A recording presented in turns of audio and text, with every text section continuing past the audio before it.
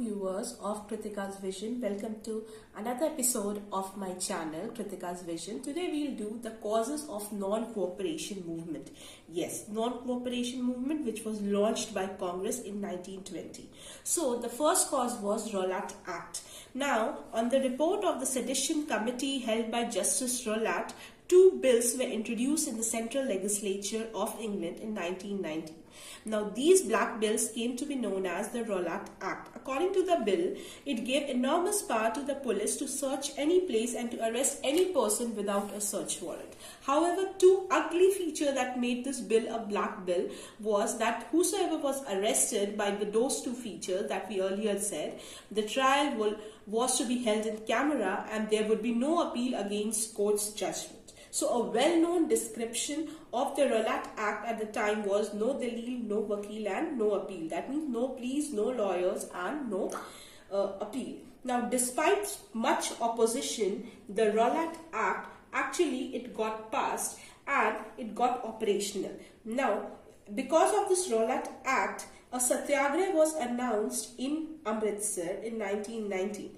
Now, this was announced on 6th of April. Now, on 10th of April, two prominent leaders, Dr. Satpal and Dr. Kichlu, were unnecessarily deported from Amritsar so that to stop the satyagraha. However, this led to unruly situation, chaotic situation between the Europeans and the Indians, which further led to firing, and 5 Europeans were murdered and town hall and other buildings were burnt. So, effect of this incident was that on April 11th, General Dyer arrived and took command of the city.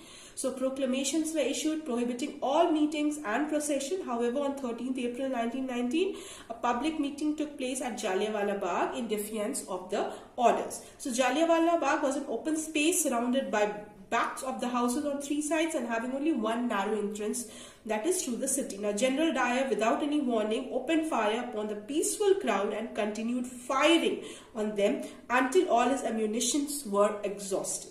Now, according to the official figure, some 400 people were killed. However, many hundreds were wounded. But this was an official figure. When Congress Inquiry Committee, they gave the figures, it was not less than 1,000 people, but even more than that also. So, General Dyer did this as himself proudly declared to strike terror in the whole of Punjab.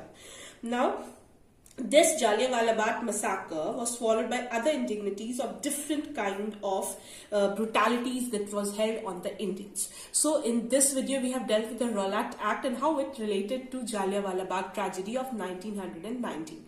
In the next video we'll deal with the last cause of this movement, that is the Khilafat movement. Till then, stay tuned to my channel Kritika's Vision.